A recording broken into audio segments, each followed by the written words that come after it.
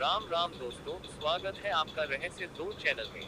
आज की कहानी है इंसानी इतिहास के उस दिन की, जब एक ही पल में पूरा शहर आग, धुएं और मौत में बदल गया। एक ऐसा हमला जिसने दुनिया को दिखा दिया कि अगर विज्ञान विनाश के लिए इस्तेमाल हो तो क्या हो सकता है। हम बात कर रहे हैं हिरोशिमा परमाणु बम हमले की। 6 अगस्त 1945, जापान का शहर हिरोशिमा। सुबह का समय लगभग 8:15।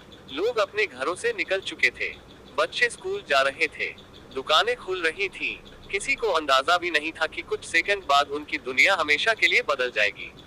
लेकिन समझने के लिए हमें थोड़ा पीछे जाना होगा। द्वितीय विश्व युद्ध की शुरुआत। साल 1939 दुनिया 2 हिस्सों में बंट चुकी थी। एक तरफ जर्मनी, इटली और जापान, दूसरी तरफ अमेरिका, ब्रिटेन, सोवियत यूनियन और उनके साथी। युद्ध तेजी से फैलता गया। जापान एशिया में अपनी ताकत बढ़ा रहा था। फिर आया 7 दिसंबर 1941। जापान ने अमेरिका के पर्ल हार्बर नौसैनिक बेस पर अचानक हमला कर दिया। हजारों अमेरिकी सैनिक मारे गए। यहीं से अमेरिका ने तय किया, जापान को हर हाल में रोकना होगा। दुनिया का सबसे गुप्त प्रोजेक्ट। अमेरिका ने शुरू किया एक गुप्त मिशन, मैनहट्टन प्रोजेक्ट। इस मिशन में दुनिया के सबसे बड़े वैज्ञानिक शामिल थे। इनमें एक नाम था जे.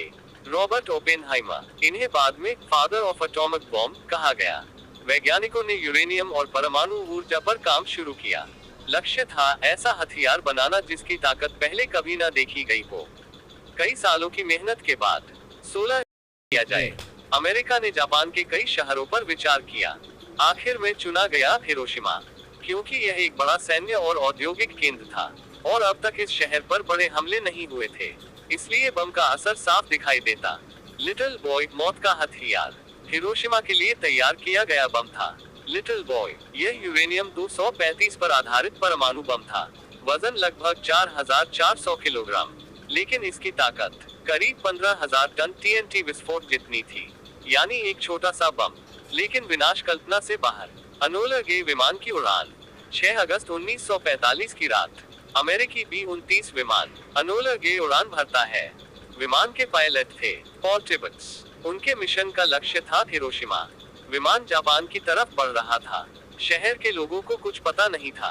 8:15 दुनिया बदल गई। सुबह 8:15 अनोला गे हिरोशिमा के ऊपर पहुंच चुका था। बम गिराया गया। 43 सेकंड तक बम नीचे गिरता रहा। फिर जमीन से लगभग 600 मीटर ऊपर एक भयानक चमक, ऐसी रोशनी जो सूरज से भी तेज महसूस हुई। और फिर इतना बड़ा धमाका कि पूरा शहर हिल गया। तापमान और आग का नरक। विस्फोट के केंद्र पर तापमान हजारों डिग्री तक पहुंच गया। कई लोग उसी पल जल गए। घरों में आग लग गई, सड़कें टूट गईं, इमारतें ध्वस्त हो गईं। लोग भाग रहे थे, लेकिन हर तरफ आग ही आग थी। एक सेकंड में मौत। करीब 70,000 से 80,000 लोग तुरंत मारे गए। हजारों घायल पड़े थे, जिनके कपड़े जल चुके थे। कई लोग पानी ढूंढते हुए सड़कों पर गिर रहे थे, लेकिन असली खतरा अभी बाकी था। रेडिएशन, अदृश्य मौत। परमाणु बम सिर्फ धमाका नहीं करता, उससे निकलती है रेडिएशन, यानी अदृश्य जहर। जिन लोगों को शुरुआत में कुछ नहीं हुआ, कुछ दिनों बाद उनके बाल झड़ने लगे, त्वचा जलने लगी, खून की बीमारी शुरू हो गई। कई लोगों को कैंसर हो गया। हजारों लोग महीनों और सालों में मरते रहे। दीवारों पर परछाइयां। इस हमले की सबसे डरावनी चीजों में से एक थी ह्यूमन शैडोज। विस्फोट इतना तेज था कि कुछ लोगों के शरीर खत्म हो गए, लेकिन उनकी परछाई सीढ़ियों और दीवारों पर छप गई। आज भी ये तस्वीरें दुनिया को डराती हैं। नागासाकी पर दूसरा हमला, लेकिन अमेरिका यही नहीं रुका।